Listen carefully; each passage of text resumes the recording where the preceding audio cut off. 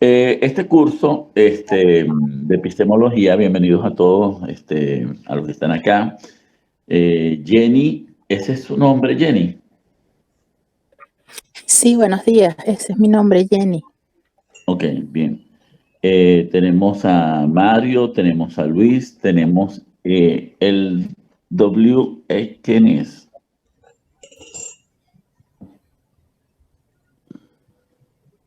W es William, Ah, William. que creo que no Sí, está, tiene el sí, micrófono apagado. sí. Es que este es el riesgo de estas conexiones de MIC y de cualquier otro tipo, ¿no? Este, que como nos permite hacer muchas cosas, también nos desconectamos de otras, ¿no? Fíjense, este primer encuentro trata un poco de ser una conversación. Para las próximas sí vamos a usar unas presentaciones, una cosa, porque me interesa que en las otras precisen algunos conocimientos. Me ha costado mucho también establecer las lecturas. ¿Por qué? Porque aunque ustedes están haciendo el doctorado, y yo no dudo en el nivel académico que ustedes poseen, las lecturas de epistemología suelen ser muy densas y muy complicadas, ¿no? ¿Y qué pasa? Que tampoco quiero sacarlos una lectura que en el medio de tantas vicisitudes que tienen diariamente para poder cubrir la alimentación, las preocupaciones por la familia, etcétera, etcétera, no las vayan a hacer porque la idea es que las hagan. O sea, la idea es que la lectura realmente se pueda realizar. Entonces, claro, por ejemplo, la primera lectura yo la tengo resuelta y algunas otras, pero por ejemplo la lectura del entendimiento humano, que sería la del segundo foro, hay como 5 autores que son importantes, entonces, pero son también densos. Y es irreal que yo los ponga a leer 100 páginas para que puedan cubrir a todos los autores, ¿no? Entonces, denme chance hasta hoy para yo terminar de poder precisar unas lecturas que ciertamente sean de calidad académica. Ojo, porque lo que necesito es un poco eh, poner algún texto que ustedes puedan trabajar vinculado a la epistemología, ¿no? Claro, porque de epistemología ahí está el ensayo del entendimiento de Hume, eh, tenemos a Berkeley, que tiene unas nociones bastante interesantes, tenemos a Spinoza, que tiene todo un libro del entendimiento humano, pero ciertamente hay posturas ahí que contemporáneamente ya están superadas también, entonces, pero que son necesariamente revisar también lo clásico. Entonces, quiero encontrar como una posibilidad que lean entre lo que ha sido el fundamento filosófico del conocimiento, pero que también un poco puedan leer cosas como la vuelta que le ha dado, por ejemplo, Maturana al entendimiento humano, desde su concepción biologicista y un poco orgánica y también sociobiológica, que terminan siendo como interesantes, ¿no? Leerla. ¿Por qué? Porque, bueno, todas estas cosas hoy en día eh, tienen una amplitud de lectura que a veces puede ser problemática, ¿no? Bueno, es un poco, quería empezar con esto para que no se angustien por la planificación que no se la he pasado. El tema que hoy nos compete, según el cronograma, es la realidad, ¿no? ¿Por qué? Ciertamente, cuando hablamos de conocimiento, nosotros nos preguntamos qué podemos conocer o qué es lo que estamos conociendo. La palabra que se utiliza y se utiliza fundamentalmente a partir del siglo XX es la palabra realidad. Ahora, ¿qué es la realidad? Y se usa la palabra realidad porque desde el racionalismo ciertamente nos vino después de Descartes, nos vino la pregunta por la real, por lo real. Entonces, este, y después en todo lo que ha sido el conocimiento sociológico, se impuso esta palabra de realidad. Entonces, por eso le decía que esto va a ser un poco una conversación y tiene que ver justamente con esta palabra. ¿Qué entienden ustedes por realidad? Entonces, quiero como escucharlos un poco para después ir precisando algunos conceptos, pero sí me interesa escucharlos. Entonces, ¿qué entienden ustedes por realidad? Saludos, profesor. ¿Cómo le va? ¿Me escucha? Sí, lo escuchamos. Mucho gusto. Soy Samuel Pérez. Saludos a todos los compañeros. Saludos, Ibrahim, Mario, Over. ¿Cómo andan? ¿Todo bien? Saludos. No, yo decía, ¿quién será este Luis Bracamonte? Lo que pasa, Ibrahim, es que acuérdate que por la naturaleza de mi trabajo yo tengo que notificar todo Claro, lo que yo hago. Entonces siempre tengo que entrar o con seudónimos o cosas así. claro, claro. ¿Ok? Yo pensé, Samuel, que estaba haciendo lo que la mayoría de los estudiantes terminan ahora haciendo para mis clases. No, es que estoy conectado de la cuenta de mi hijo. No, profesor, no es eso. Yo trabajo con cosas bastante delicadas y todo lo que yo hago prácticamente está monitoreado.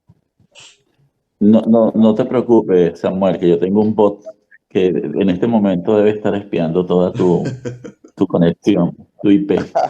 No, es que debo participarlo. Entonces, para no meterme en problemas, lo que hago es que uso seudónimo, otras cuentas, mil cosas. No, está bien. Profesor, se entiende la realidad como el ahora, como lo que ocupa espacio en la materia y también puede tener reflejo en la antimateria siempre y cuando tenga un trasfondo sensorial. Ajá, eso, ¿tú eres economista o tienes otra área de conocimiento? No, yo soy abogado, Ah, tú eres abogado. Ok. sí. Bien, ahorita tranquilo, ustedes intervengan y después yo les, ¿cómo se llama? Cuestiono lo que están diciendo o preciso. Seguro.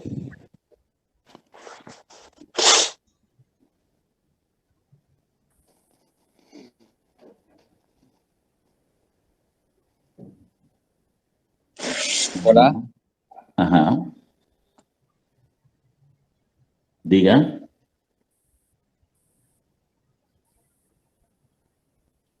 Habla, Mario, que te estábamos escuchando.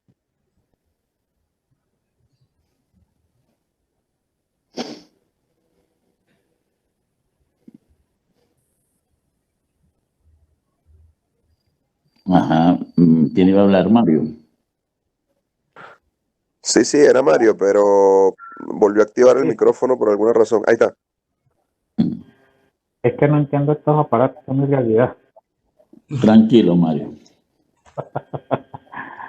Realidad, ahí me la puso difícil porque este, yo a veces siento que hay cosas que no tienen una explicación exacta para, para hacerle pensar a las personas cuál es su significado. Pero sin embargo, bueno, voy a hacer la aproximación mejor posible.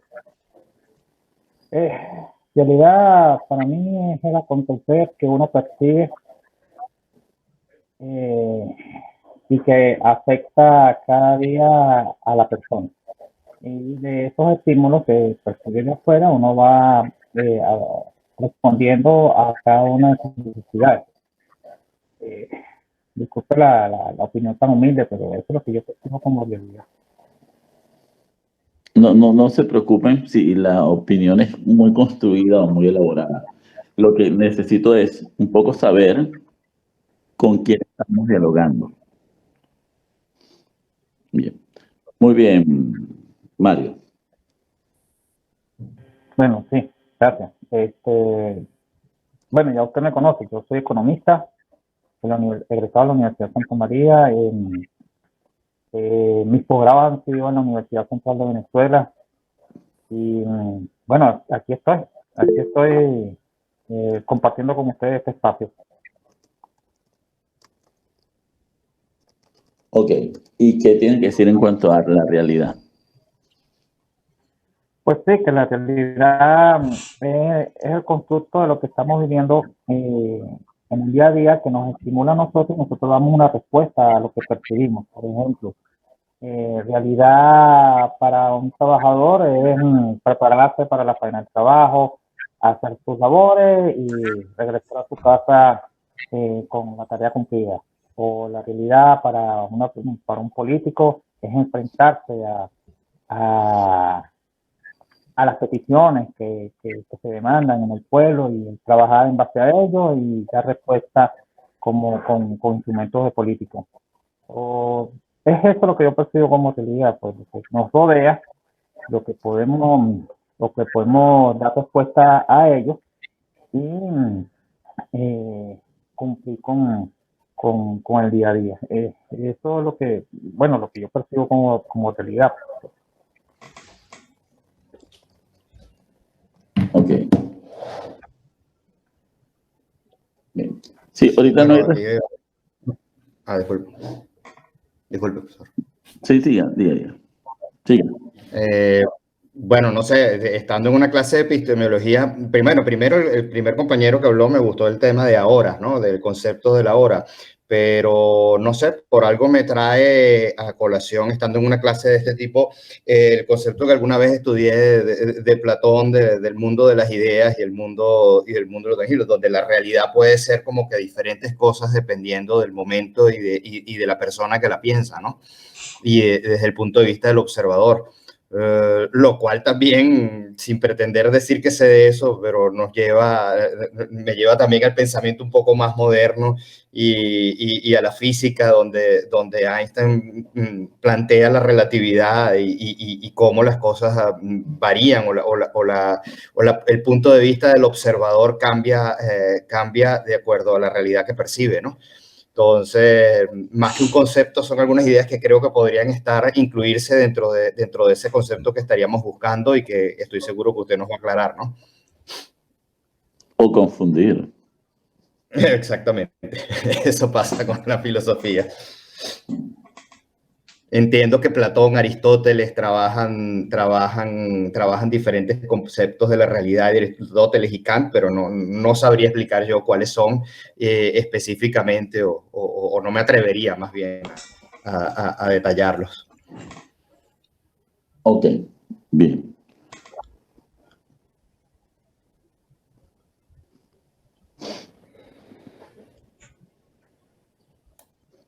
Vamos a escuchar a Jenny.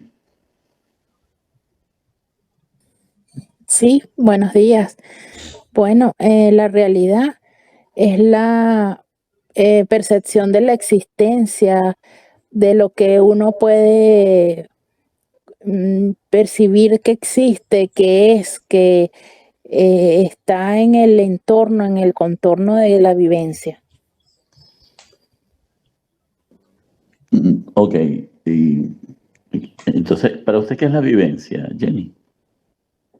La vivencia es lo que cotidianamente estamos percibiendo en cada momento del existir. Ok. ¿Y si le pregunto qué es la existencia? Ok, la existencia. No se ponga nerviosa. Es que casi todo se relaciona. Sí, pero fíjese que y un poco, me estoy deteniendo acá, porque usted empezó, desde que los otros han usado conceptos que dentro de las, no tienen nociones que tengamos que profundizar tanto, pero usted empezó a introducir nociones que posiblemente, como usted dice, las igualemos en un momento de conceptualización. Entonces esto hace problemático. Acuérdense que nosotros estamos viendo esta materia para hacer ciencia. Y una de las cosas que hace la ciencia, lo primero que hace la ciencia es aclarar de qué vamos a hablar y llegar a un acuerdo. ¿Qué es lo que estamos haciendo en esta clase? Estamos haciendo ahorita un ejercicio científico, es decir, nosotros tenemos que acordar qué vamos a entender por realidad, porque vamos a hacer ciencia. Nosotros no vamos a a reunirnos a tomar cucuy. Es decir, a que cada quien diga lo que quiere. No. O sea, aquí todo el mundo puede decir lo que quiere, pero al final de esta clase, como comunidad científica que somos ahorita, nosotros tenemos que llegar a algunos acuerdos. Y no significa que todos lleguemos a un consenso. Entonces, consenso y acuerdo, bueno, que son sinónimos ciertamente, no significa que usted va a aceptar a lo que lleguemos, pero por lo menos que sea una postura con la cual podamos ir trabajando nosotros las clases. Porque son nociones como problemáticas. Fíjense que han surgido como 4 conceptos distintos y que son válidos. O sea, no significa que nada de las que ustedes han dicho es inválido, pero nosotros tenemos que tomar uno para trabajar. Y eso, en el fondo, es lo que usted hace en el planteamiento del problema y en el marco teórico. Usted aclara justamente de qué va a hablar. Y que es un poco a veces lo que yo le critico a algunos jurados, que se pasan, son indiferentes ante lo que la persona está diciendo en el planteamiento y en el marco teórico. Porque yo podré tener muchas nociones sobre un tema, pero a la hora de evaluar, a la hora de discutir, yo tengo que partir de lo que se está aclarando en ese momento, porque si no va a ser imposible el diálogo, y sobre todo el diálogo científico. Por eso soy un poco incisivo en que usted piense lo que está diciendo, porque he usado palabras que, ojo, yo voy a mencionar justamente ahorita, pero que vamos a tener también que aclarar. Gracias, Jenny. Ok, gracias.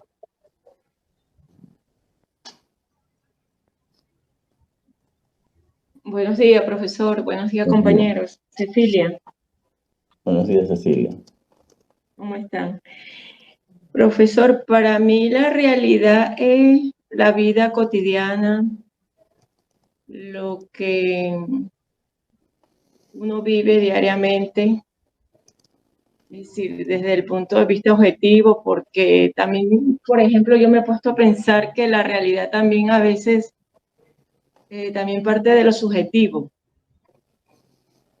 porque podríamos decir, para otras personas nuestra realidad puede ser de una manera, pero internamente puede ser de otra manera o sentirnos de otra manera.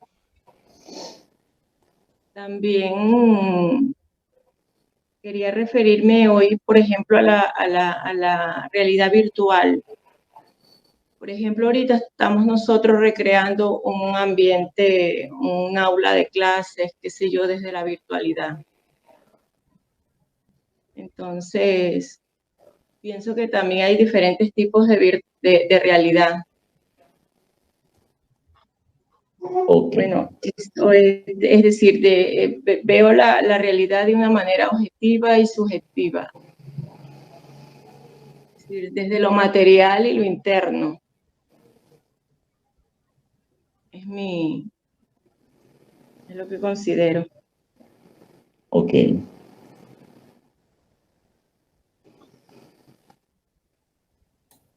Y no podríamos decir que la realidad es una percepción, porque es verdad, o sea, la realidad es distinta nuevamente desde el punto de vista de quien la vive, es una forma de percibir el momento, el cuándo, el hoy, el ahora.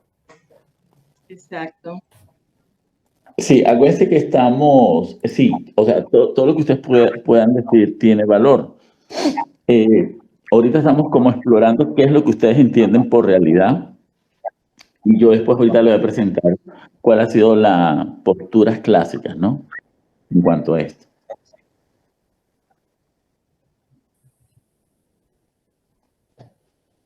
Bien. No sé si William va a intervenir. Sí, claro, cómo no. Buen día, ¿cómo están, compañeros, profesor? ¿Aló? Sí. ¿Se oye? Sí, se oye. ¿Se escucha? Que pierdo la... Bueno, yo, a mi manera de ver, la realidad es la manera en que nosotros los seres humanos interpretamos canales de acceso sensoriales, como decía el compañero, visual, auditivo, corporal, táctil, etcétera, por los diferentes canales de acceso a comunicación, que nos permite interpretar un determinado hecho, una determinada circunstancia, una situación, pero que va a estar mediada por la construcción histórica, moral o cultural del sujeto en un momento dado, ¿no? Es decir, que como yo lo percibo, pero que esa percepción está mediada de alguna manera por una experiencia previa, ¿no? De significados, de símbolos, de signos, y que eso nos permite construir una interpretación del fenómeno, del hecho que estamos viviendo, que estamos observando. Ok. Muy bien. Sí.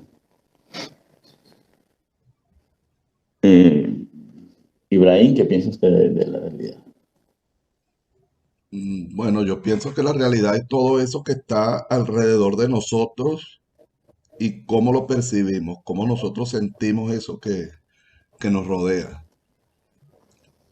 Porque para cada uno es una realidad diferente. Era lo que decía, creo que Rodolfo. Todo depende del punto de vista, pero también esos canales sensoriales que habla William, de cómo recibimos nosotros esa información y cómo la procesamos.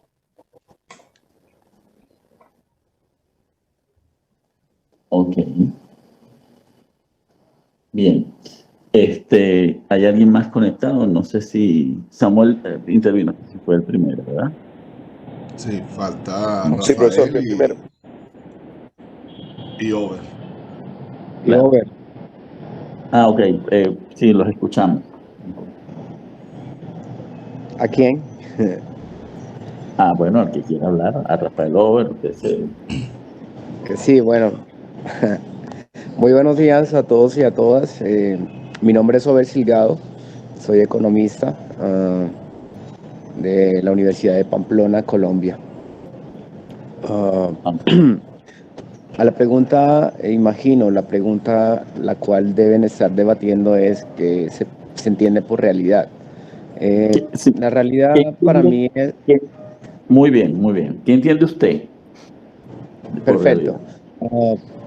Diría yo que en un sentido más lógico y teniendo esa visión, pues es una estrecha relación entre la esencia y la existencia en realidad. Y esa estrecha relación, por supuesto, distingue caracteres lógicos en los cuales no solamente se distingue lo esencial entre lo fantástico, lo imaginario y lo que en realidad persiste dentro de tu desarrollo como tal. Es allí donde encontramos parámetros y se desenvuelven también leyes dentro de los que nosotros y nosotras podemos percibir y convivir con ellas. Eso es un poco como lo que podría yo entender dentro de la realidad, dentro de lo que se conlleva al sujeto y al objeto. Pues. Entonces es allí donde podemos interactuar de una u otra manera según las circunstancias en las cuales se crea conveniente, diría yo. Pero eso es como más o menos lo que pienso que es la realidad, profesor. Ok.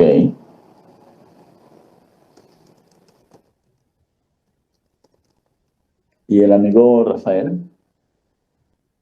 Buenos días, ¿cómo están? Bien. Bueno, voy a hablar breve porque estoy siendo monitoreado. Ah, ok. Bueno, me imagino que ese monitoreo de dónde vendrá. Bueno, el ahora para mí, el ahora es el momento del espacio del presente. Es lo que se denomina en ese espacio, en que vivimos el presente, ¿no? Como tal. Y la realidad es lo que determina lo real, lo cierto o qué es la oposición total a la fantasía, a la imaginación. De esa realidad hay dos realidades, ¿no? Está la realidad objetiva y está la realidad subjetiva. Bueno, usted me corregirá allí. La realidad objetiva es aquella realidad que está, como quien dice, comprobada, pues que se necesita ser comprobada por elementos científicos. Y la realidad subjetiva es la que nosotros vivimos, cada uno en sí mismo, pues lo que percibe y lo que cree que de lo que es la realidad. Por eso es que se dice que, bueno, tu realidad no es la mía, o la realidad aquella, ¿no? Por eso existe aquella realidad que es la objetiva, que tiene que ser comprobada para que aquellas realidades subjetivas no se concreten en una realidad verdadera. Ok. Bueno, por ahí me fui en la realidad. Ok, ahorita vamos a ir aclarando algunas cositas, ¿no? Creo que intervinieron todos, ¿sí? Sí. Sí, ok. Entonces, bueno, yo he hecho un esquema que voy a compartir con ustedes en este momento, donde voy a ir ubicando algunas de las cosas que ustedes han dicho, para que tengan como el proceso histórico de que se ha entendido por realidad, ¿no?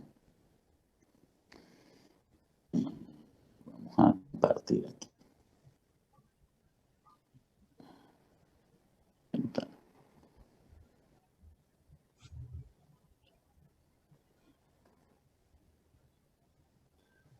Ok, bien. Si alcanzan a ver, ¿sí? Sí. Sí, ok. Entonces, como les decía, el término realidad es un término del cual vamos nosotros a hablar a finales ya de la modernidad. Pero inicialmente, el hombre, en su reflexión tanto epistemológica, filosófica, lo primero que se plantea es el mundo. Y se pregunta ciertamente qué conoce del mundo. Y tiene dos caminos, y sobre todo estos dos caminos vienen de lo que hemos llamado el pensamiento occidental o el pensamiento griego. Entonces, este mundo, y están estas teorías un poco que ustedes han ido mencionando ahorita, ¿verdad? Se entiende de dos formas en estas tradiciones. Primero, un mundo que está compuesto de sustancias y un mundo que está compuesto de cosas y de objetos. ¿Sí? Pero el acceso a este mundo, sea de sustancias o sea de cosas, hay dos vías para conocerlo. Hay dos vías de acceso. Para las sustancias tenemos la razón y el entendimiento. Y para las cosas vamos a tener los sentidos y lo que se va a llamar la experiencia. Entonces, fíjense que la experiencia como término epistemológico tiene que ver con lo que los sentidos reciben, que vamos a llamar después percepción. Es decir, con lo que entra a través de los sentidos. Entonces, esto es lo que vamos a llamar experiencia en la filosofía y en la nociología o la epistemología clásica. No estamos hablando de experiencia en los términos que generalmente lo usamos de forma contemporánea, ¿okay? O en la manera que lo usó John Dewey, sino que lo vamos a usar de esta manera. Entonces esto es importante. Fíjense que hablar de realidad y de mundo es distinto. epistemológicamente, porque estamos hablando en una noción de mundo, y lo podemos ver en los presocráticos, de que el hombre ante el mundo es un espectador. Es un mundo que además hay una claridad de que está fuera de él, está fuera de sus dominios internos, ¿no? Es decir, no pertenece a su ánimo. Sin embargo, este mundo y esta experiencia primera del hombre con el mundo, hay dos cosas que van surgiendo, y por eso vamos a ver un poco porque esta reflexión de la razón y del sentido también, de los sentidos, se va contraponiendo. Primero, frente al mundo, doctor, como digo, hay una... ¿Diga? aló. Ajá, diga. Sí, discúlpeme, no sé si es que sea mi señal, no sé si es mi señal o algo así, pero estoy escuchando intervención. Yo creo que es la señal. Todos los demás Un poco escuchan bien. entrecortada. No sé si la mía o no sé si todos están escuchando perfectamente o soy yo. Disculpen la interrupción, por favor. Se escucha claramente por aquí. Sí, no, yo he escuchado perfecto. Por aquí bien, es la tuya, Over.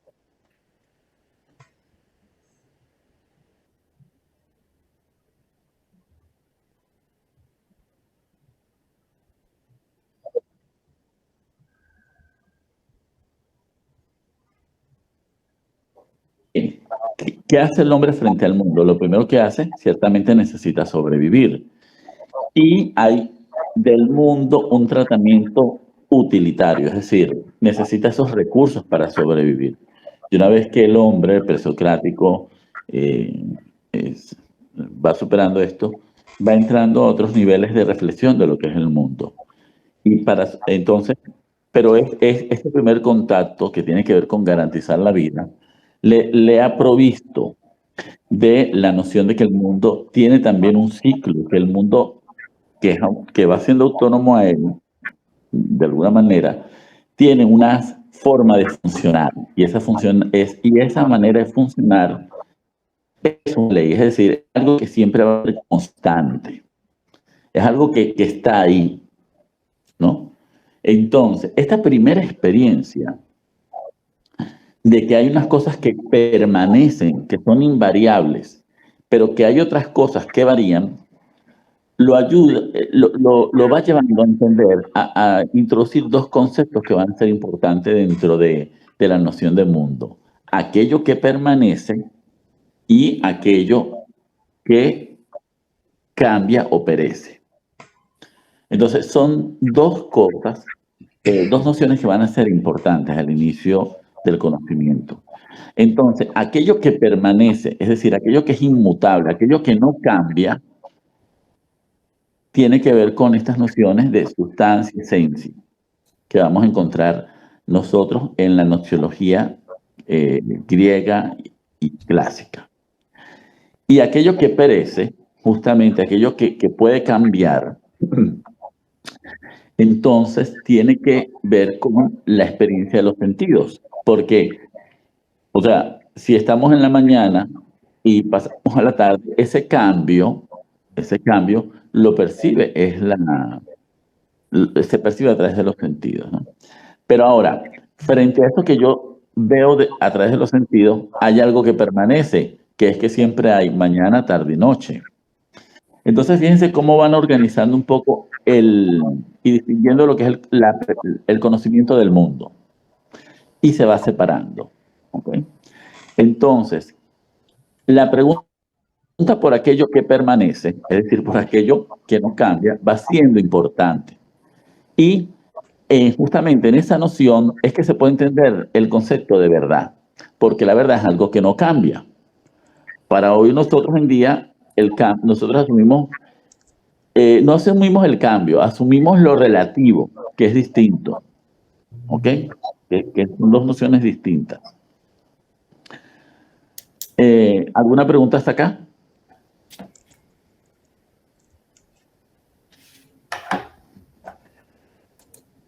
Ninguna, profesor. Ninguna, profesor, Bien. todo bien. Por aquí todo bien. Entonces fíjense que, porque esto es importante, ya nosotros, ahora cuando usamos la palabra mundo, le damos un tratamiento distinto en la investigación. Generalmente nosotros hablamos de realidad. Sin embargo, para en algún momento que lo toquemos, y lo vamos a hacer ya al final, la noción de mundo vuelve a aparecer, pero ya no como aquello externo, que se percibe a través de los sentidos. Husserl va a inaugurar, pero no solo Husserl, también ya en la alta escolástica, Dilthey y todo esto, van a inaugurar nociones de mundo que también va a tener Wittgenstein y Heidegger van a impulsar también desde otras maneras, ¿no?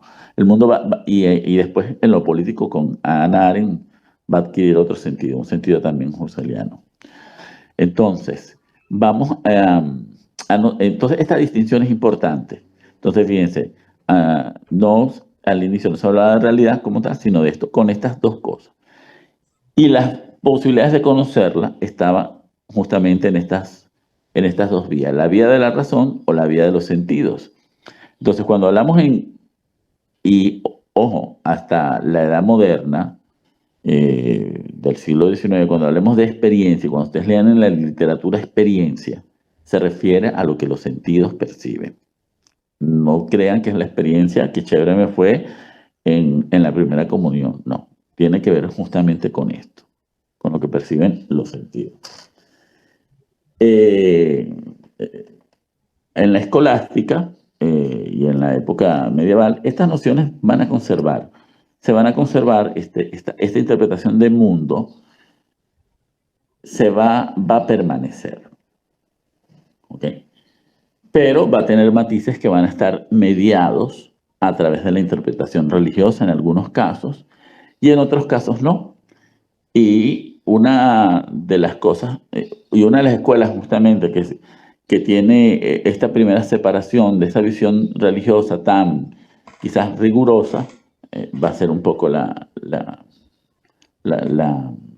Universidad de Salamanca, pues todos estos intelectuales que en Salamanca están, que por algunas condiciones geográficas vamos a notar que hay un pensamiento que se va a ir distinguiendo, a diferencia de los otros. Y después, con el impulso del pensamiento alemán, que también está bastante separado de la tradición griega en algunos aspectos, vamos a ver que se introducen otros conceptos. Entonces, fíjense, ¿qué nociones de fondo están acá en cuanto a mundo? Sí, ciertamente sustancias, cosas, objetos, razón, sentidos, pero estas dos que están de fondo son importantes que ustedes las consideren, que es la noción de aquello que permanece y aquello que cambia. Porque la lucha de lo que permanece va a ser importante, porque va a dar orden político también. Entonces, la noción de linaje, la noción de inmortalidad, todas esas nociones van siendo importantes dentro del pensamiento religioso, moral, pero también dentro del pensamiento político y también económico. Entonces, que ustedes que están en economía, fíjense que ustedes hoy en día aceptan mucho el cambio, o sea, que en la economía no permanezca algo, y estamos pasando eso, pero hace 2000 años eso era muy problemático, que algo perdiera su valor, ¿no? Que su valor cambiase. Entonces, y transversalmente esto, el cambio tiene que ver con el movimiento. Entonces, la noción de tiempo, que yo la voy a retomar en una de las láminas, justamente es porque el movimiento tiene que ver con el cambio. Aquello que se mueve cambia.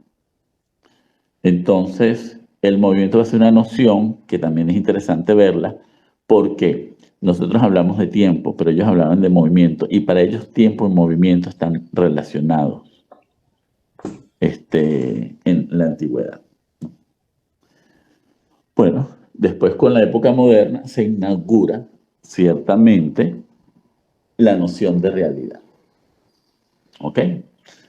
Entonces, la realidad no tiene una noción tan distinta a la de mundo, solo que fíjense, cuando yo hablo de mundo, la noción de mundo, ¿qué les produce a ustedes ahorita? ¿Qué les produce a ustedes esta palabra mundo? Cuando piensan, ¿cómo la piensan? O sea, ¿cómo piensan la palabra mundo? Si yo digo mundo, ¿qué percepción inmediata tienen? Como el espectro de lo tangible y de lo intangible. Ajá. ¿Qué más? Bueno, que es el espacio del todo donde vivimos, el mundo. Ajá.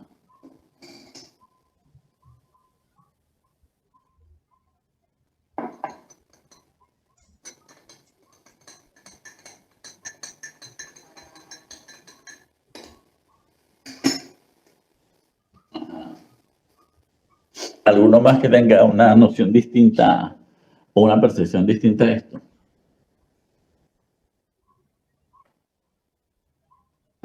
La globalidad de las cosas es en que nos envolvemos. Muy bien, muy bien. Es que esto es lo que quería un poco acentuar, fíjense. Cuando nosotros, y esto epistemológicamente va a marcar distinción. Cuando yo utilizo la palabra mundo, yo necesariamente lo tengo que pensar como totalidad o globalidad. O sea, no lo puedo pensar como algo aislado, sino como un todo. Epistemológicamente, entonces yo estoy obligado a pensar el todo y que en el todo hay cosas y hay objetos. Entonces podemos entender que mundo, cuando Aristóteles dice justamente que es el todo y más sus partes, ¿verdad? El todo y más que sus partes se está refiriendo a esto, porque es más que sus partes, o sea, es la noción de totalidad. Las cosas tienen sentido en la totalidad. Entonces, a veces para entender el pensamiento clásico también es necesario entender esto, esta noción epistemológica de fondo de totalidad y de globalidad, que nosotros no tenemos hoy en día. No la tenemos, hablamos de integralidad, porque eso es una consecuencia justamente de cómo la ciencia ha trabajado lo que ha llamado realidad. Entonces, ahora sí pasamos a realidad. Entonces, la realidad, fíjense, la puedo pensar de forma distinta. No necesariamente tengo que pensarla como totalidad o como un todo. ¿Ok? Y ahora, dentro de la realidad, a partir de Descartes, se va a entender como igual, como aquello que está fuera de mí. Va a ser la res extensa, pero también la realidad va a tener una res cogitans, es decir, una realidad que es pensada.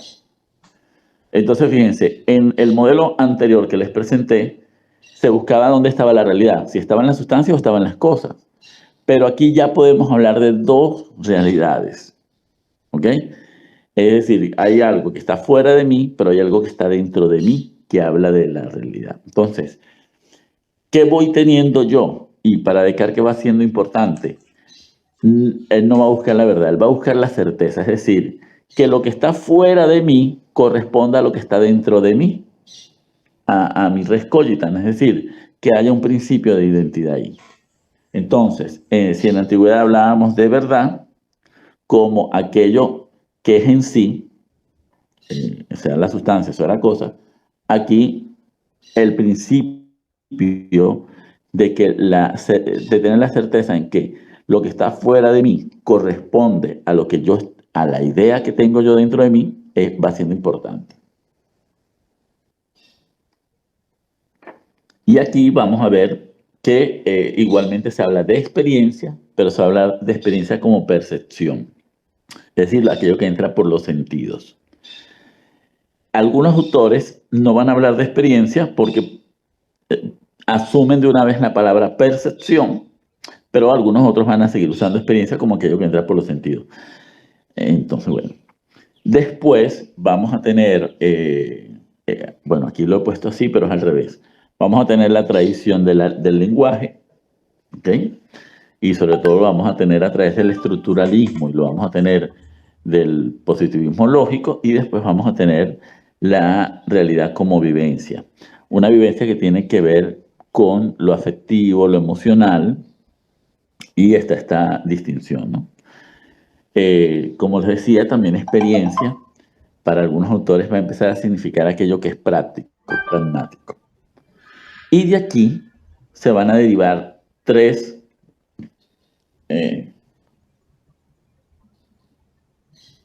formas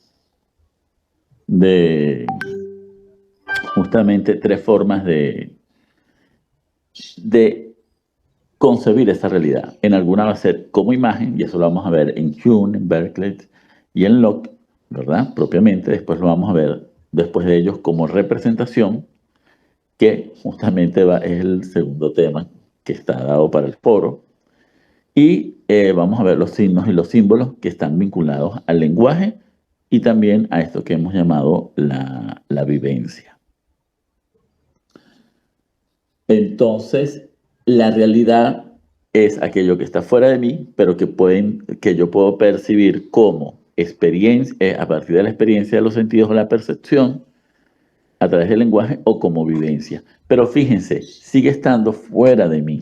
O sea, sigue teniendo cierta autonomía, y aquí van a entrar dos categorías que van a ser importantes. Tanto como la imagen en la representación y los signos, que vamos a heredar también de Kant, que son la noción de tiempo y espacio. Las cosas las conocemos en un espacio y en un tiempo. Ahora, las podemos conocer de forma separada. Fíjense que en la primera noción, conocer algo separado es difícil, porque hay que ubicarla en el mundo. En cambio, en esta noción de realidad, yo puedo conocer las cosas por separación, por fragmentación, ¿ok? Porque en la percepción justamente es un acto del ver, de la observación, que necesita un punto de enfoque. Entonces, cuando yo veo un objeto, veo el objeto, entonces, y lo puedo describir. ¿Alguna pregunta hasta acá? No. No por mi parte. Ninguno, ¿Sí se todo entiende? claro. Sí se entiende. Ok. Una Entonces, pregunta. Esa flecha está, la flecha donde está imagen, presentación y signos está coordinada con cuál de los conceptos primero, experiencia, percepción, vivencia o lenguaje. Mira, lo que pasa es que O con dentro todo. de... Sí, con todos. Porque vamos a ver teóricos. Bueno, yo después les puedo pasar se lo puedo hacer más específico. Pero hay teorías tanto de la experiencia, percepción, vivencia y lenguaje, donde es una imagen. Pero vamos a ver que hay otros autores. Lo que pasa es que hacerlo por autores en todos los principios va a ser muy extenso. Algunos lo trabajan como representación. Entonces, por ejemplo, en el lenguaje va a haber la discusión si es un signo o es una imagen o una representación. ¿Ves? Y en la vivencia, o sea, también van a haber teorías de la representación. Y en cuanto a la vivencia, por ejemplo, vamos a tener, y ojo, que la palabra vivencia yo la he puesto para distinguir la carga que tiene, pero vamos a encontrar que después del materialismo histórico, ellos propiamente no te van a hablar de la vivencia, ellos te van a hablar de la experiencia como una construcción. Ahora esa construcción es una representación. Lo que pasa es que es una representación construida. En cambio, en los clásicos la representación no es construida. Forma parte de un proceso, ya sea inductivo, de abstracción o de... ¿Ok? Entonces, un poco es esto que podemos encontrar estas tres en esta literatura. Si somos más rigurosos, bueno, tendría que haberles hecho un cuadro un poquito más extenso para decirles quiénes toman la imagen. Por ejemplo, como les decía, Hume, Berkeley y Locke van a hablar de imagen, ¿no? no propiamente representación. Pero después vamos a tener unos modernos que te hablen de la representación. Y así, el problema del signo símbolo siempre va a estar presente. ¿Por qué? Porque aunque los estructuralistas son los que lo desarrollan, Ockham, que es de la escolástica, va a inaugurar justamente con el nominalismo este problema de los signos en los símbolos, que lo va a llamar nombre. Entonces, Ockham va a decir, bueno, no hay sustancias, lo que hay son nombres, que es muy interesante porque, es decir, fíjense lo que ya está diciendo él en pleno siglo, en plena época medieval, que la realidad es nombrada, por lo tanto las cosas no tienen un nombre en sí frente a nosotros, sino que el hombre es el que nombra, el que pone el nombre. Ciertamente eso va a traer fuerte discusión, el nominalismo. De hecho, Umberto Eco, el nombre de la rosa, tiene que ver con el nominalismo de Ockham. Entonces, va a ser interesante. Después los estructuralistas y los del positivismo lógico van a hablar del signo como referencia. Es decir, que el signo debe tener una referencia en el mundo real. Como les digo, esta materia es muy densa, entonces estoy tratando de hacerla un poco lo más simplificada para que podamos debatir algunas cosas y después ustedes, si les interesa, enriquezcan sus nociones, pero ya de forma particular de acuerdo a sus intereses. Ahí, ¿no? Bien. ¿Alguna otra pregunta? Usted se refirió a que el mundo actual prevalecía la integralidad en contraste con el mundo anterior que prevalecía la realidad. Podría... Fíjate tú, en la noción de mundo lo tenemos que pensar como totalidad. Por ejemplo, cuando tú piensas en la noción de mundo, planeta, vamos a usar la noción de planeta que no es apropiada, pero cuando yo digo planeta, ¿cómo la piensas tú? ¿Como una cosa o como una totalidad de cosas? Una totalidad de cosas. Ok. En cambio, si yo te nombro la palabra sociedad, ¿cómo la piensas? ¿Como una totalidad o como cosas que tienen partes?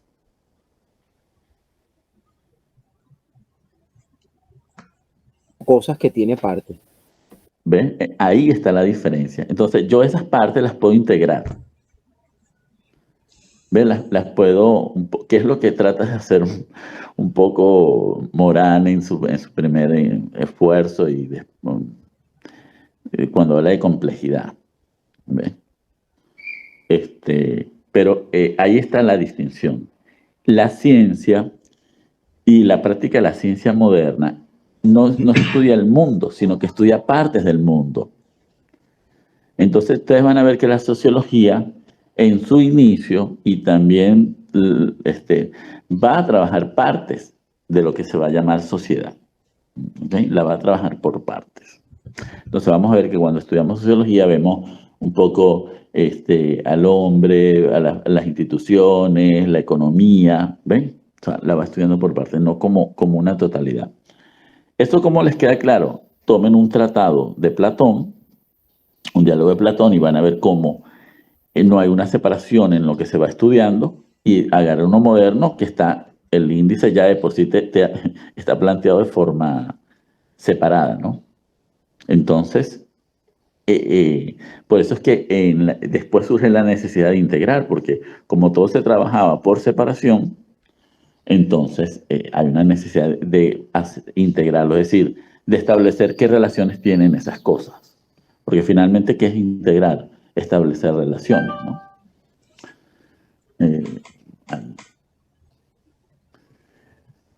Justamente aquí va a empezar la discusión de qué es objetivo y qué es subjetivo, justamente a partir de esta noción de realidad. Entonces, objetivo es aquello, para algunos, que tiene que ver con la experiencia, la percepción. los positivistas positivistas lógicos van a decir que también el lenguaje puede ser objetivo, pero van a dejar eso que ustedes han mencionado ya diversas veces como subjetivo, como vivencia y lenguaje.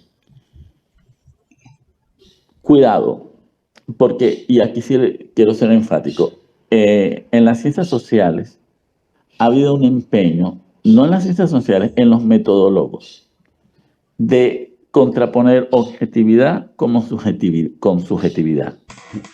Como que uno es válido por encima de otro en la ciencia. No. En la ciencia siempre la discusión no estuvo entre objetivo y subjetivo. Estuvo aquí, en la noción de mundo. Es decir, en lo metafísico, es decir, que está en la sustancia, y entre el objeto tangible. Esa es la verdadera discusión de la ciencia, no con lo subjetivo. ¿Okay? Porque finalmente quien conoce es el hombre, el sujeto. Pero la discusión metodológica se fue por lo subjetivo, dándole un carácter de invalidez a veces. Entonces, esto, si en algún momento lo podemos revisar, lo vamos a hacer, ¿no? Entonces, ahí. Bien. Sí, se los quiero aclarar. ¿Podrías explicar un poquito más eso que no lo entendí? Porque allí incluso muchas tesis se caen por eso, ¿no? Claro, porque ¿qué pasa? No sé si muchas tesis se caen por eso, pero o las reprueban por eso. A ver, ¿qué es lo objetivo? Si somos estrictos en la noción de objetividad.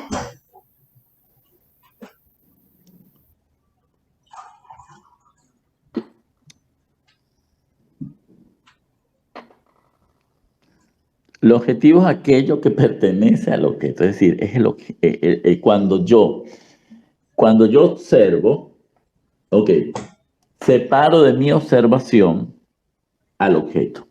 Es decir, en este momento yo tengo una taza de café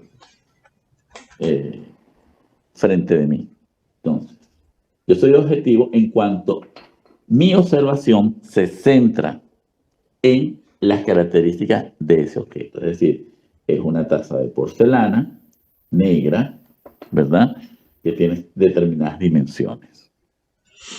Entonces, ahí entonces, fíjense, es cuando el observar está ahí. Ahora, cuando se refieren a subjetivo, generalmente se refieren a algo que no le pertenece al objeto, sino que está dentro de mí. ¿Ok? Entonces, por eso no podría tener valor. Ojo, ese es el imagen, eso es lo que se describe. Pero si nosotros somos conscientes, bueno, ya el decir que es una taza es subjetivo, porque la taza en sí no se ha nombrado, le he puesto yo el nombre. El color también viene del objeto, del sujeto. Entonces, ya incluso las características que yo llamo objetivas vienen del sujeto. ¿Ok? Y tanto taza como color son convenciones no conscientes muchas veces, porque a veces pensamos que las convenciones son conscientes. Hay convenciones que son tácitas, dadas por la práctica. Y las palabras lo son así, y están dadas por el uso. Entonces, decir que lo subjetivo es una cosa que no está en el objeto nunca, es absurdo. Ahora, yo como científico puedo hacer la separación de distinguir entre lo que está en mí y aquello que ciertamente le pertenece al objeto que está fuera de mí. Y en ese sentido puedo ser objetivo. No sé si te confundí más o realmente te aclaré.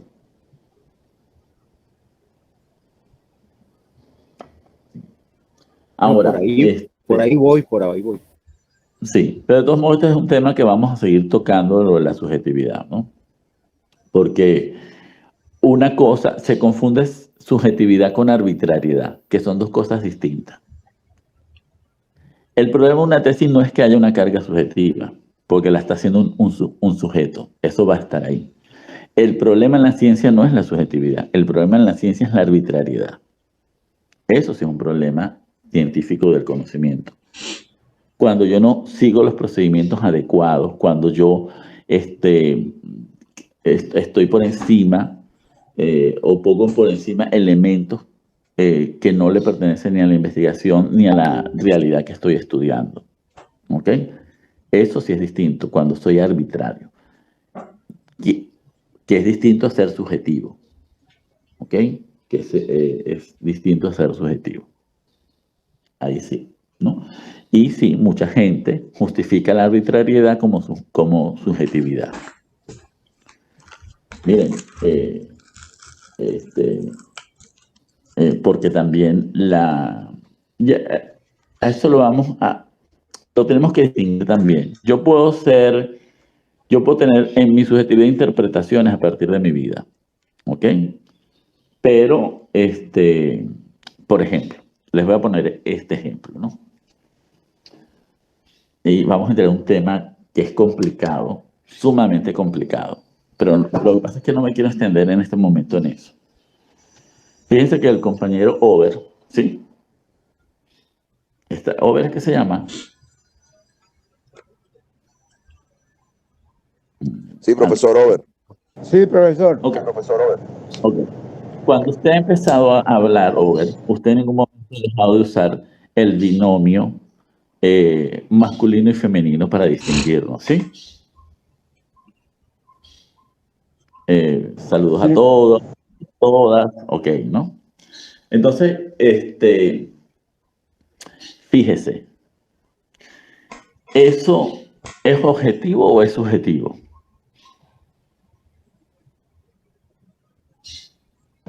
Eso se parte de una subjetividad.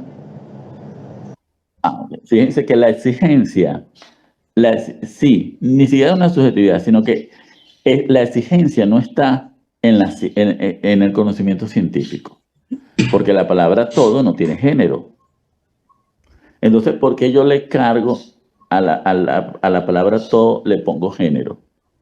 Entonces yo estoy siendo arbitrario, porque quiero imponerle a un término algo que no posee. Entonces no estoy siendo objetivo. No estoy siendo tampoco subjetivo, estoy siendo arbitrario. ¿Ok? Entonces, porque el todo es así, no es masculino. Ahora, que gramaticalmente yo tenga que clasificarlo y ponerle un género, el género gramatical no tiene que ver con el género, no en todos los casos, con el género que poseen las personas, ¿no? O las cosas. Entonces, este es el problema a veces entre subjetivo, arbitrario y objetivo, ¿no? Y que lo vamos a ver, por ejemplo, mucho hoy en la justificación del uso del lenguaje. No les estoy diciendo que no lo usen, les estoy dando razones desde lo que puede ser el fundamento epistemológico. ¿Okay? Ahora, fíjense cómo ese uso del lenguaje fragmenta cada vez más la realidad, o sea, la realidad es muy fragmentada. Y si hay un principio de la ciencia es la economía del lenguaje. Entonces hoy en día a veces leer un trabajo es sumamente complicado porque nombran tantas distinciones de género que a veces es como imposible terminar de leer el trabajo, cuando la economía y los términos de las palabras ya te lo resuelven, ¿no? La pregunta sería si eso realmente resuelve el problema político. Entonces, eso por ahí, en cuanto al uso del lenguaje. Pero, por ejemplo, nosotros venimos de un país, Venezuela, donde, ojo, hoy sí se puede hablar que eso existe. Pero la violencia de género, yo no sé, Jenny, ¿usted cree que en algún momento usted siente que la sociedad venezolana le quitó oportunidades como mujer? Sí, ¿En sí, qué sí. sentido? ¿Cómo le quitó oportunidades? Bueno, como mujer, Muchas veces las oportunidades de trabajo se las dan realmente, aunque aún nieguen en ciertos sectores económicos que no, pero oportunidades de trabajo se lo dan preferiblemente a un hombre que a una mujer, en muchos casos. Ajá. Sí, ajá. ¿Y Cecilia? Sí, profesor, realmente muchas veces por el tema justamente de la maternidad, nosotros somos excluidas de ciertos puestos No, laborales. usted, su caso concreto. Ajá, perfecto. ¿Me puede No me repetir, hablen por favor? no, es que no me hablen de la imagen, o sea, de lo que se dice, sino en su experiencia personal. Sí he sido excluida. Ok. ¿Aló? Claro. Sí, la escucho. Sí, ¿me puede Sí, repetir la pregunta, profesor? Disculpe. claro. Si ha sufrido usted exclusión por ser mujer. Sí, realmente sí. Sí. Bueno, desde mi vivencia o experiencia, porque ahora tengo como que una confusión con el tema, sí, ciertamente en un puesto de trabajo fui excluida por ser mujer. Ok. Y se lo dijeron ahora, expresamente usted se lo dijeron así.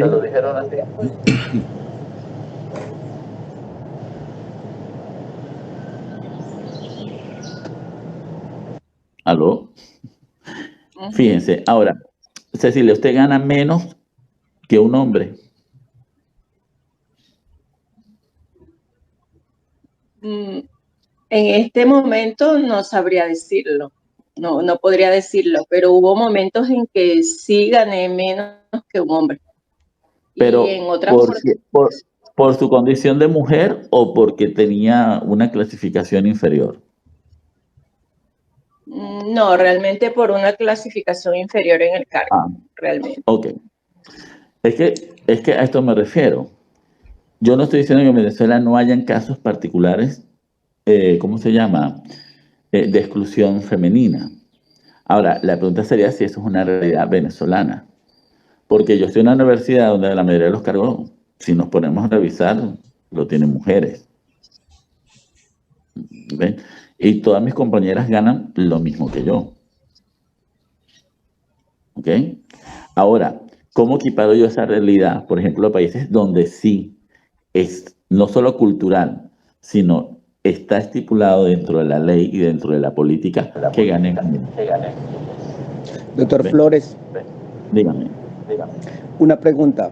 Es que se me vienen varias cosas allí dentro de el imaginario colectivo con respecto a las preguntas que está haciendo. Es más, debería ser yo un poco osado en tener que afirmar que pudiera haber una exclusión dentro de la clase. Eso pudiera ser una exclusión en cuanto a que cuando yo inicié todos y todas, sin embargo, lo que usted dice es muy acertado con respecto a la arbitrariedad dentro de los términos de las palabras, pero etimológicamente pudiéramos decir de que las palabras tienen género, ¿sí? Las palabras como tal tienen un género. Pero más allá de eso, yo quisiera decir que dentro de la abstracción colectiva que hay dentro de su pregunta también pudiéramos decir de que esa realidad no solamente es en el presente, sino también en el pasado, porque recordemos pues que la historia misma es la que también nos enseña que existen realidades conjuntas de las cuales nosotros debemos ser partícipes de ellas, no solo porque sean del pasado, sino porque estaríamos inmersos dentro de la realidad presente. Es decir, conllevamos y arrastramos la abstracción cultural de la exclusión de la mujer desde tiempos inmemorables hasta el presente, que aún así nosotros podríamos evaluarlo de una manera tal que pudiéramos decir subjetivamente que hemos superado de alguna u otra manera la barrera de la violencia de género. Es una pregunta que pudiera ser abstracta dentro de la realidad, pero dentro de esa abstracción colectiva que podríamos concebir allí el simple hecho de que todavía usted dice que hay más cargos de mujeres que de hombres. Hay una paridad que deberíamos mirar a ver. Obviamente aquí todos ganamos igual, porque se supone, o se supone eso, por lo menos, pero pudiéramos decir de que en realidad hay distinción del cargo, hay distinción de la forma no inferior, porque no considero de que haya inferioridad de en la paridad, sino que los cargos o todos los títulos que uno pudiera tener dentro de eso, porque, por ejemplo, en mi país, teniendo títulos, usted puede llegar a tener una escala salarial mucho más alta que cualquier otro. Incluso, y en las mujeres allá no se da eso. Las mujeres tienen escalas salariales un poco más bajas que los hombres, todavía. Entonces, esa realidad, desde luego, estamos planteando el caso venezolano en concreto. Desde luego que esa abstracción colectiva, si ese grupo solo fuera de mujeres, entonces también debería yo referirme, digamos, en un supuesto imaginario de que todos aquí somos mujeres, todos los hombres, aquí no hay hombres, solo somos mujeres. Yo debería decir todos en esa abstracción de la neutral, no de la neutralidad, sino de la palabra como tal, sin incluir el género. Ok. Fíjese, Robert, que, o sea, yo no estoy diciendo que lo que usted, estoy colocando de ejemplo lo de usted y la de las dos compañeras frente a la pregunta de, creo que fue Samuel, que decía que algunas tesis son, dijo él, se caían porque había una acusación de carga subjetiva, ¿no? Entonces, lo que estoy haciendo es una distinción. ¿En qué sentido? En que si nosotros hablamos de objetividad, ¿verdad? Si nosotros hablamos de objetividad, hay cosas que ciertamente no tienen sentido en la discusión científica. Si somos estrictos y rigurosos con el concepto de objetividad, ¿ok? Y eso, lo que quiero decir es que eso produce un tipo de conocimiento. Ahora, cuando nosotros nos centramos en el conocimiento del sujeto, es decir, en ese conocimiento sujeto, no es un conocimiento que sea inválido, sino que va a tener reglas distintas de construcción y de producción. ¿Ok? Entonces, si usted me presenta a mí una tesis, por ejemplo, que es el caso de exclusión de la mujer, ¿verdad? Y yo tengo datos cuantitativos de cargos de la mujer, ¿cómo se llama? De puesto, de salarios. Esos datos no me van a dar cuenta de la premisa de que hay exclusión. ¿Estamos? Ahora, si yo hago una investigación de otro tipo, donde la base sea la construcción subjetiva, posiblemente ahí yo sí pueda dar cuenta, en una realidad como la venezolana, de que hay exclusión femenina. Entonces, si yo estoy frente a una tesis de esta que no está hecha bajo las reglas de la objetividad y del sistema positivista, yo no puedo invalidar esa tesis, sino que yo tengo que seguir las reglas de producción de conocimiento, del conocimiento de los sujetos. Eso es lo que quiero un poco presentar acá, con mi respuesta. ¿Estamos? Porque después estarán todos los argumentos que usted pueda presentar o no sobre el todos y el todas. ¿Okay? Pero objetivamente no. Ahora sí entiende. No, claro, es que todo genera una duda, ¿sí? Yo soy particularmente convencido de que sin la duda no podríamos entrar en la razón.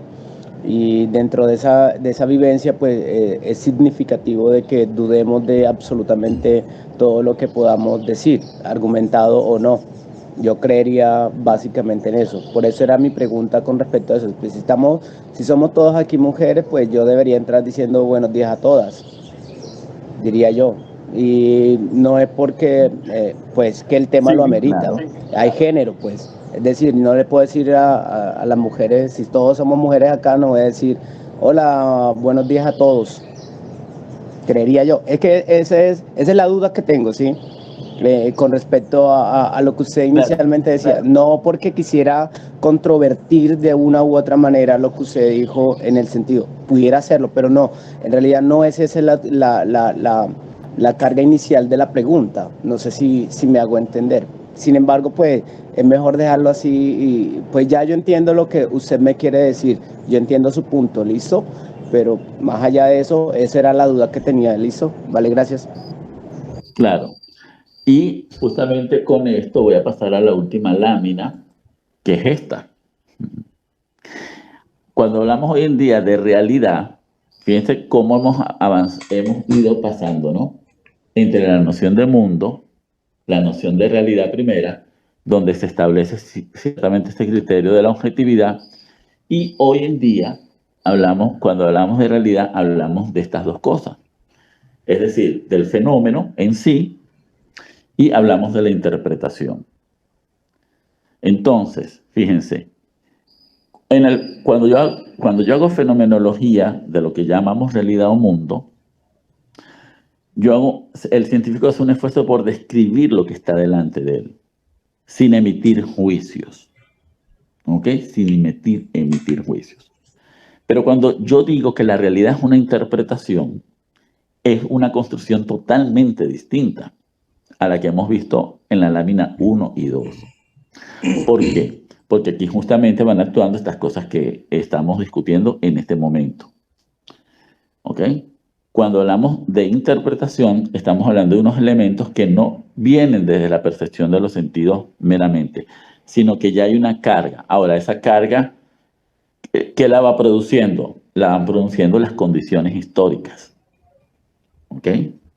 Entonces, cuando yo veo la realidad como parte de esta interpretación que vamos a llamar hermenéutica, y el método de abordarla va a ser la hermenéutica, también va a tener unas reglas. Y esas reglas, ¿en qué van a ser posible entenderlas? En eso que aquí vamos a llamar episteme, ya al final del curso. Entonces, cuando entiendo que la realidad es una interpretación, ciertamente es distinto a todo lo que hemos visto anteriormente. Entonces, si yo uso el término representación en las dos láminas que hemos pasado, va a ser distinto a que yo hable de representación cuando hago hermenéutica, porque la representación tendrá que ver con las formas hermenéuticas. Y tiene que ver justamente esta interpretación con lo que ha dicho Heidegger, que es el estar en el mundo. Todos estamos en el mundo de una manera determinada. Entonces, fíjense que ya la realidad en esta noción de hermenéutica y de fenomenología no tiene que ver con el ojo, sino con la manera de vivir, tiene que ver con la manera de estar en el mundo, tiene que ver con la manera de actuar en el mundo. Entonces, si yo estoy haciendo investigación económica o social, entonces aquí yo no puedo decir que la subjetividad no tiene sentido, porque justamente la hermenéutica, sus fundamentos están en cómo los sujetos construyen los significados y los sentidos. ¿Ok? Entonces, aquí en esta visión tendrán muchos temas, tanto económicos como sociales, tendrá una manera científica de abordarse, como exclusión, minoría, uso del lenguaje, uso de la moneda, y todos estos temas que hoy son parte de la discusión. Entonces, fíjense, no sé si les queda claro cuál ha sido, fíjense que hemos pasado desde el mundo a lo que es la experiencia y la percepción. Y aquí, ciertamente, cuando hablamos de experiencia, en la interpretación ya no estamos hablando de lo que percibimos por los sentidos, sino estamos hablando de la experiencia en cuanto a la praxis del hombre en el mundo. Es decir, cómo la persona actúa en el mundo, cómo acciona delante del mundo. Y justamente en la interpretación, en la realidad como interpretación, podemos entender esto que vamos a llamar condiciones materiales, que va a ser una de las clases. Que era un poco lo que yo cuando le pregunté a Jenny y a Cecilia, les preguntaba, ¿cuáles son las condiciones materiales para que hagan la afirmación? ¿Por qué? Porque la hermenéutica no se hace en el aire. También hay condiciones materiales en las que la hermenéutica se procede. Ojo, y aquí justamente viene el problema en la interpretación. ¿Cómo distinguimos la interpretación del mundo del imaginario que tenemos del mundo? porque aunque están relacionadas, son dos cosas distintas.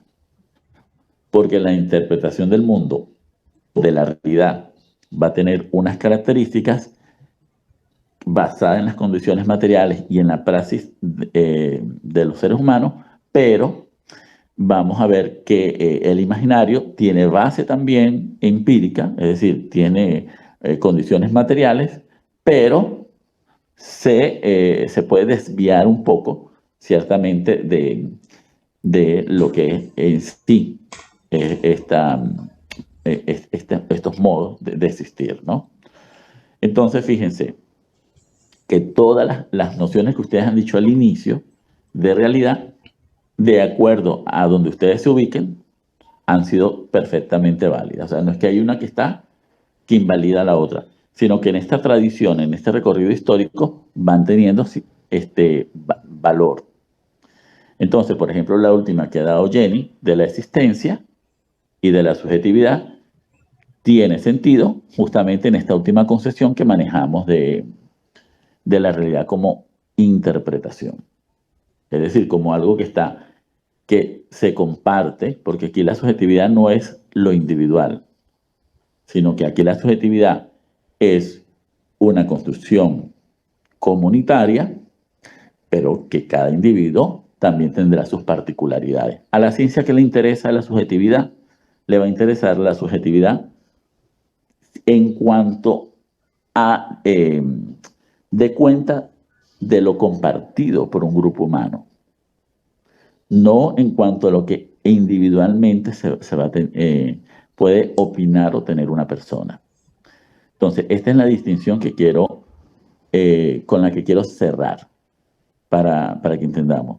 Entonces, cuando hablemos de subjetividad, no estamos hablando de la subjetividad, por lo menos en epistemología y en la ciencia, de aquella que es exclusiva del individuo y dentro de su experiencia particular, sino dentro de, ¿cómo se llama?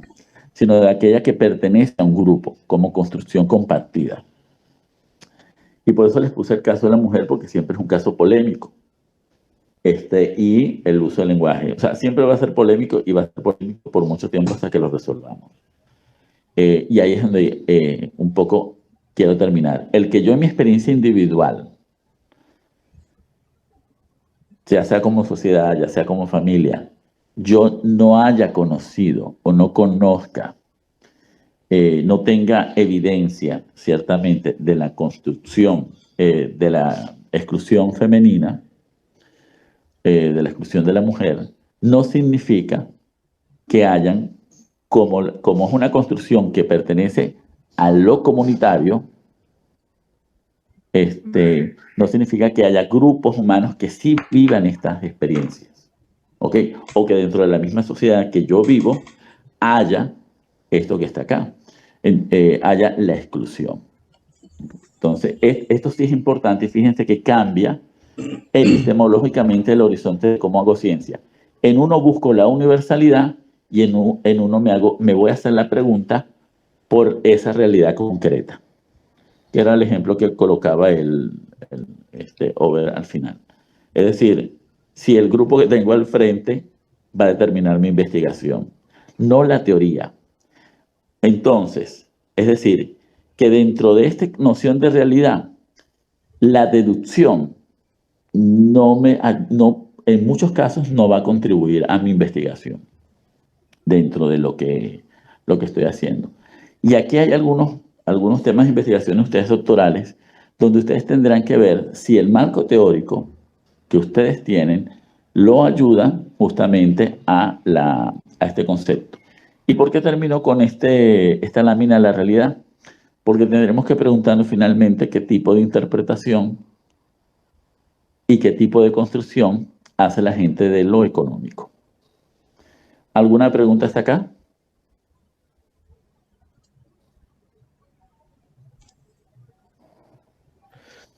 No, profesor, ninguna. No, por aquí tampoco. No, Ninguna, profe, por el momento. Sí. Ok. Entonces, si quiero que les quede como claro, o sea, no sé si les ha quedado claro un poco, porque lo que ustedes han dicho, fíjense que ya al final hablar de realidad, lo que no quiero es que caigan en el relativismo. Si quiero que acepten que sí hay subjetividad en esta última interpretación de la realidad, que es hermenéutica, pero que no es la hermenéutica o la interpretación individual, sino aquella que entra dentro de las construcciones sociales y dentro de las representaciones sociales, ¿no? Que finalmente son con las que vamos a trabajar. Claro, entiendo entonces que lo que vamos a tomar como concepto de realidad son aquellos que son capaces de generar tendencia estadística. No, usted tendrá que tomar en cuenta, Samuel, que usted tiene como dos formas ahorita de hacer su investigación y la va a tener. Una, donde usted toma la realidad como clásicamente se ha trabajado, o toma este último modelo. Lo que quiero decirles es que ambos modelos tienen reglas distintas de construcción del conocimiento. Si tu trabajo va a ser fenomenológico, descriptivo, de forma cuantitativa, usted debe seguirse por las reglas que estas tienen. Ahora, si usted va a hacer un trabajo donde usted va a trabajar justamente la producción de significados sociales, antropológicos, culturales, eso tendrá otras reglas. Entonces, y epistemológicamente usted tendrá que justificar su trabajo de acuerdo a la postura que usted vaya a tomar, si ya sea un poco desde esta tradición del positivismo o de esta tradición nueva, hermenéutica de la realidad, que son dos cosas distintas. Es un poco lo que quiero que tengan en cuenta. ¿Por qué? Para que no pase un poco lo que usted mencionaba, que le echen la tesis abajo, ¿ok? Entonces, trabajar una tesis con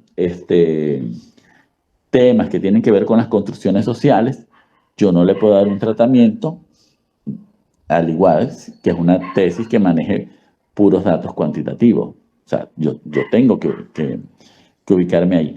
Y lo que debemos evitar justamente es que a veces queremos hacer cosas mixtas sin el dominio necesario y podemos entrar en contradicción dentro de nuestro mismo marco incluso teórico, ¿no? Entonces esas cosas siempre hay que ubicarlas bien. La teoría fundamentada ha hecho un trabajo bastante interesante justamente en esta relación entre cómo analizar el dato cuantitativo desde las representaciones o desde las interpretaciones de las prácticas humanas. Entonces, ahí sí, sistemáticamente, yo creo que ha habido un aporte importante, ¿no? Más allá de hablar de esto de mixto, que hoy en día se habla en la investigación, no epistemológicamente, no. Son dos horizontes y ahí sí yo creo que el señor Habermas un poco tiene la razón, son inconmensurables, ¿ok? Son bastante, es difícil como de comparar y no quiero que caigan en el debate de cuál tiene valor, si aquella tradición que viene de la objetividad o esta tradición que toma la subjetividad como base epistemológica, porque son distintos, no es que una es mejor que otra, eso incluso es una discusión infantil. A nosotros como científicos lo que nos interesa es ver las bases y entenderlas desde ahí. ¿Ok?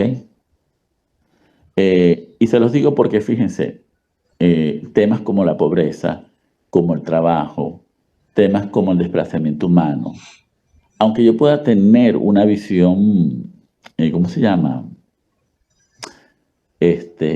Cuantitativa, la experiencia cualitativa o subjetiva siempre va a ser distinta. Para un congreso yo acabo de presentar un trabajo que tiene que ver con esto, cómo la identidad del venezolano desplazado ha sufrido. ¿Por qué? Porque la identidad venezolana no se ha construido desde lo externo, se ha construido desde la relación materna, es decir, la madre tiene un sentido importante dentro de la cultura venezolana.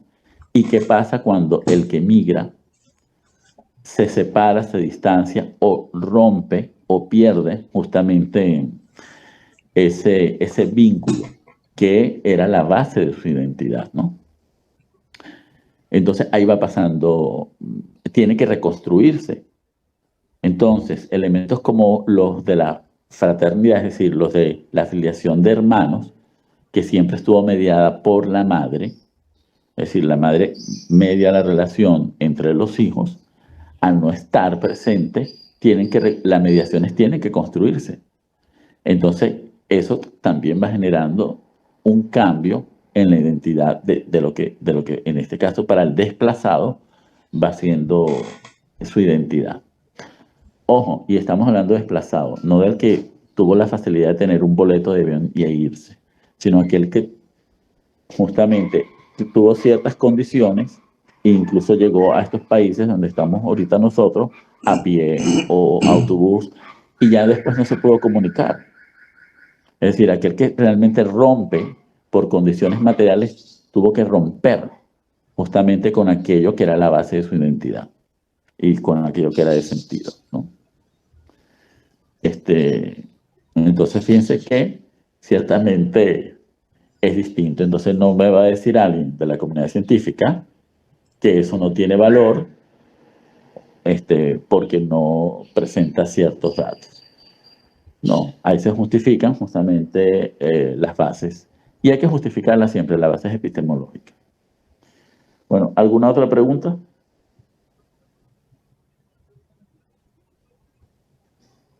No por aquí. Bien. Bueno, no sé, espero que esta clase le haya servido. Esta clase siempre trata de ser un poquito para que piensen, para que se cuestionen. ¿Ok? Y bueno, ya los que yo les he dado clase acá saben que yo suelo decir cosas, pero finalmente ustedes tienen que ejercer su libertad. No se preocupen porque aquí, porque alguien diga algo contrario a lo que yo estoy diciendo, vaya a tener dificultades después. No se preocupen. Bien, entonces, yo en la tarde les envío la programación ya final de las lecturas y ya dentro de 15 días nos volvemos a ver en la clase sincrónica. Bien. Agradecido, profesor. Muy bien. Bueno, hasta luego. Gracias, profesor. Muchas gracias, profesor.